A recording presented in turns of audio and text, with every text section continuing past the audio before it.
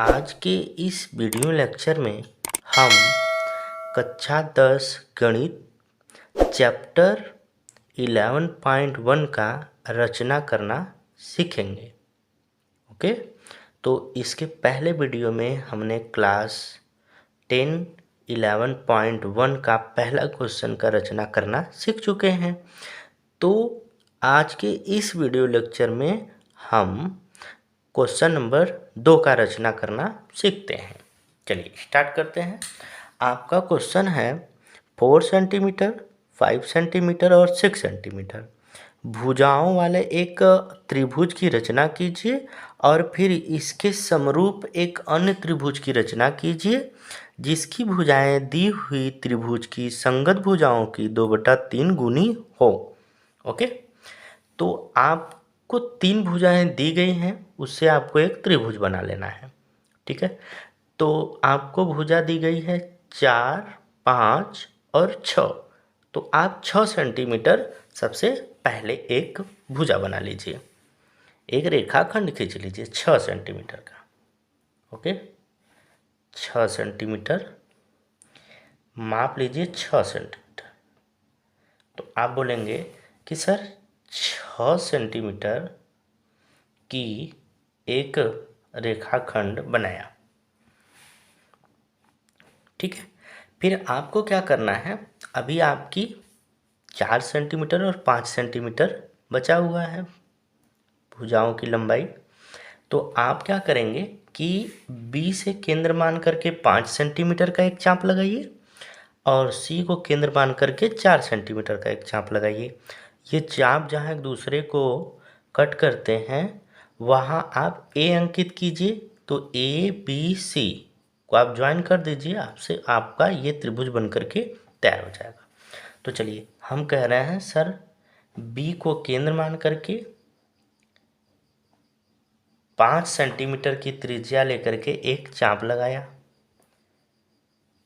B को केंद्र मान करके बी के केंद्र मान करके 5 सेंटीमीटर का एक चाप लगाया। इसी प्रकार सी को केंद्र मान करके 4 सेंटीमीटर का एक चाप लगाया।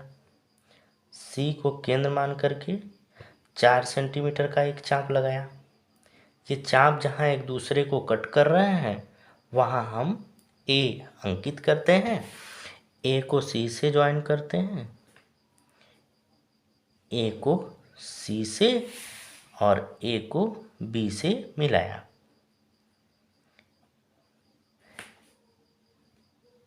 कुछ इस तरीके से ए को बी से, ए को सी से मिलाया। ये हमारा दी गई भुजाओं से त्रिभुज बनकर तैयार होता है।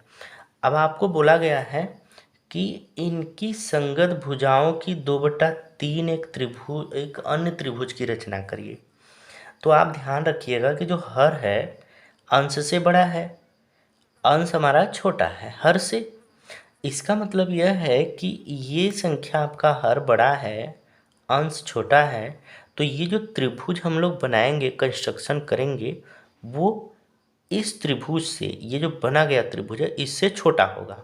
ठीक है, तो आपको एक छोटी सी बात जान लेनी है कि इसमें बड़ा क्या है, वो फिर आपको हर लेना है, उसके बाद फिर आप अंश पे जाएंगे। ठीक है, ये बात आप ध्यान में रखिएगा। बच्चे यहाँ गलती कर जाते हैं। आप सबसे बड़ी संख्या अंश होगा तो अंश ले लेंगे, अगर हर होगा तो हर ले लेंगे। तो 2 और 3 में बड़ी है 3, तो आप 3 को लीजिए। फिर आप अंश पे आएंगे तो अंश मेरा 3 ही है और हर हमारा 3 ही है, और अंश पे जाएंगे तो अंश हमारा 2 है। इनका यूज कहाँ करते हैं ये अभी आपको नहीं समझ में आया होगा, हम यहाँ समझाते हैं। आप बी से एक न्यून कोण बनाती हुई रेखा खींचिए। ठीक है, जिसका नाम आप बी एक्स दे सकते हैं। तो अब देखिए, हमने कहा कि बड़ी संख्या को लेना है, तो बड़ी संख्या लेना है, जितना रहेगा उतना बराबर चाप इस न्यून कोण किरण पे लगाना है। तो हम इस पे कितना चाप लगाएंगे, 3, क्योंकि सबसे बड़ी अंश और हर में क्या था, 3 ही है। ठीक है, तो हम यहाँ 3 चाप लगा लिए।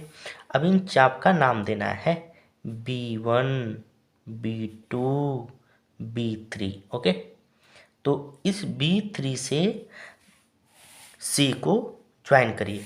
ज्वाइन किससे करना है वो बात समझिए। हमने कहा कि अब पहले चाप लगाए आप बड़ी संख्या लेकर के, फिर हर से आपको इसको ज्वाइन करना होता है। हर अगर 2 होता तो हम 2 से इसको 2 से ज्वाइन करते, 2 जहाँ पे 2 चाप लगे 1 2 दूसरे चाप से ज्वाइन करते। यहाँ हर मेरा 3 है, इसलिए हम इसको तीसरे चाप से ज्वाइन करेंगे। ठीक है, ठीक है। चलिए, तो हम क्या कर रहे हैं, सी को 3 से तीसरे चाप से ज्वाइन कर दे रहे हैं। ठीक है, अब आपको क्या करना है, इस B3C के समांतर यहाँ, अब देखिए पहले हमने कहा कि सर बड़ी संख्या से चाप लगा लेनी है, फिर हर से इसको ज्वाइन कर लेना है, फिर अंश का रोल आता है कि अंश 2 है, मतलब 2 चाप कहाँ मिलेंगे, 1 2 2 चाप यहाँ पे। दूसरे चाप से इस B3C के समांतर आपको एक रेखा खींचनी है। ठीक है, तो चलिए हम लोग खींचते हैं। आप ऐसे नहीं खींच देंगे, उसका रूल है कि आप यहाँ पे कोई भी प्रकार में दूरी लीजिए, एक चाप लगाइए। ठीक है, कोई भी दूरी लेकर के एक चाप लगा दीजिए। फिर आपको B2 से खींचना है, तो B पर भी प्रकार का नोखा रखिए। जितना आप यहाँ पे दूरी लिए थे उतना दूरी यहाँ पे भी होनी चाहिए। कुछ इस तरीके से यहाँ भी एक चाप लगा लेंगे। ठीक है, अब आइए आप इसका फैलाव मापिए इस कोण का, कि कितना इस कोण का फैलाव है। आप ये इतना देख सकते हैं, देख लीजिए, ये इतना है ना, तो इसका भी आप उतना फैलाव ले लीजिए। देख रहे हैं, ये इतना। ठीक है, तो आपको 2 पॉइंट मिल गया, एक तो यहाँ पे और एक यहाँ। इनसे होती हुई एक खींच देंगे आप रेखाखंड। ओके, तो ये B और C पे एक जगह प्रतिच्छेद कर रही है BC को, तो वहाँ नाम दे दीजिए आप C डॉट। ओके, चलिए अब आपको क्या करना है, AC के समांतर C डॉट से समांतर रेखा खींचनी है। तो वही काम जो आप यहाँ पे किए थे वही काम आपको यहाँ से भी करनी है। आप प्रकार में कोई भी दूरी लीजिए, कोई भी त्रिज्या लीजिए, एक चाप लगाइए यहाँ पे, वही दूरी लिए आप C डॉट पर रखिए प्रकार, और एक चाप लगाइए। अब इसका डिस्टेंस आप मेजरमेंट करिए, मापिए कि इस कोण का फैलाव कितना है, इतना है, तो इस कोण का भी फैलाव उतना ही होना चाहिए। ठीक है, चलिए एक पॉइंट आपको यहाँ मिला, और यहाँ C डॉट से खींचना है, तो यहाँ से हम लोग खींच देते हैं कुछ इस तरीके से। अब आपका त्रिभुज बन करके तैयार हो गया है। कौन सा त्रिभुज है ये, BA को एक बिंदु पर प्रतिच्छेद कर रहा है, जहाँ आप नाम दे सकते हैं A डॉट, यहाँ पे था C डॉट। ठीक है, चलिए, तो आपका जो अभिष्ट त्रिभुज बनना था वो त्रिभुज बना है A dot BC dot. Okay, ये छोटा वाला त्रिभुज, बड़े वाले त्रिभुज की संगत भुजाओं की 2/3 ये त्रिभुज बन करके रेडी होता है। ठीक है, चलिए अब आपको रचना के चरण भी लिखने होते हैं, तो वो भी हम सीखते हैं। तो आप जैसे जैसे बनाए हैं इनको, आप वैसे वैसे नाम भी देंगे रचना के चरण के। चलिए, मैं यहाँ लिख के आपका समय बचाने के लिए पहले से ही लिख रखा हूँ रचना के चरण। तो सर्वप्रथम एक रेखाखंड BC 6 सेंटीमीटर खींचा, BC 6 सेंटीमीटर खींचा। ठीक है, BC 6 सेंटीमीटर खींचा। B को केंद्र मानकर 5 सेंटीमीटर का एक चाप लगाया, B को केंद्र मान करके 5 सेंटीमीटर का एक चाप लगाया। इसी प्रकार C को केंद्र मानकर 4 सेंटीमीटर का एक चाप लगाया, जो पहले चाप को बिंदु A पर प्रतिच्छेद करता है। यहाँ से 5 सेंटीमीटर, यहाँ से 4 सेंटीमीटर, ये A बिंदु पर प्रतिच्छेद करते हैं। A को C से, A को B से मिलाया। देखिए यहाँ पे A को C तथा B से मिलाया, जिससे त्रिभुज ABC बना, आई बिंदु B से न्यून कोण बनाती हुई एक किरण BX खींचा। ये बिंदु बी से न्यून कोण बनाती हुई एक किरण बी एक्स खींचा, बिंदु बी से न्यून कोण बनाती हुई एक किरण बी एक्स खींचा, ये हो गया आपका। अब आइए चरण नंबर 5 में, बी एक्स किरण को 3 समान भागों में बांटा, B3 को C से मिलाया, इसको 3 भागों में बांटा, B3 को C से मिलाया, B3C के समांतर B3C के समांतर B2C डॉट खींचा, जो BC को बिंदु C डॉट पर काटता है। ओके, इसी प्रकार AC डॉट समांतर AC के समांतर बनाया, जो AB को A डॉट पर काटता है, AB को A डॉट पर काटता है।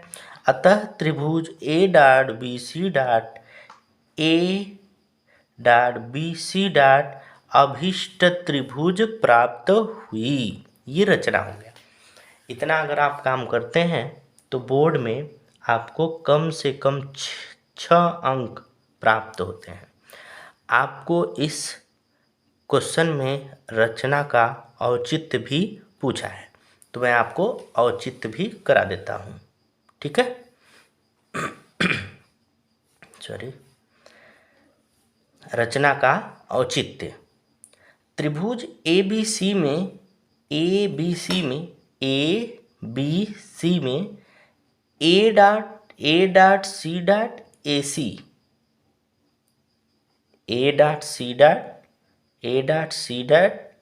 AC पैरेलल है, समांतर है। त्रिभुज B A डॉट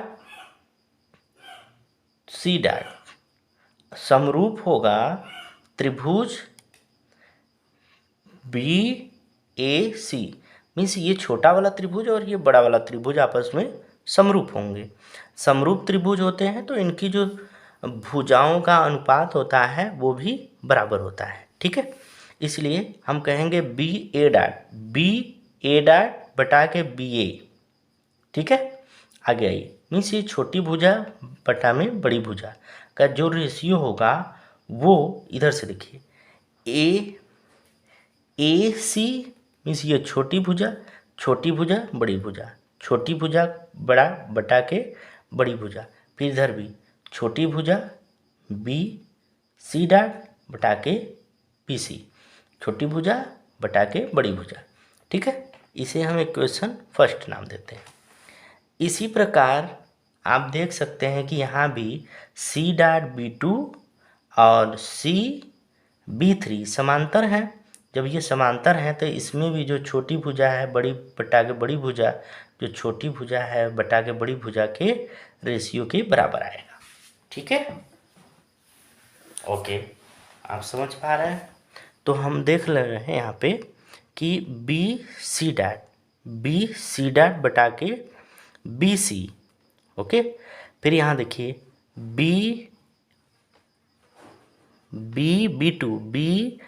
B2 बटा के B3, ठीक है। तो हम यहाँ B से B3 तक तो 3 चाप लगाए ही थे, तो हम जानते हैं कि ये 2 चाप लगा है, ये यहाँ तक 3 चाप है। तब B से B2 तक आने में 2 चाप लगा है और B से B3 तक आने में 3 चाप लगा है। इसका मतलब हमें इसका जो वैल्यू है वो 2/3 मिला ही है। BC डॉट बटा के BC का भी तो वैल्यू यही आ गया, क्योंकि इसके ही बराबर ये है और इसके बराबर ये है, तो इसका वैल्यू ये आ गया है। आप देखेंगे कि पहले समीकरण में BC डॉट BDC डॉट और बटा के BC है, तो आप चाहें तो ये इसी के बराबर ही होगा, तो ये इन दोनों के बराबर है, ठीक है। तो आप लिख सकते हैं कि ये इनके बराबर है, तो ये और ये तीनों 2/3 के बराबर होंगे।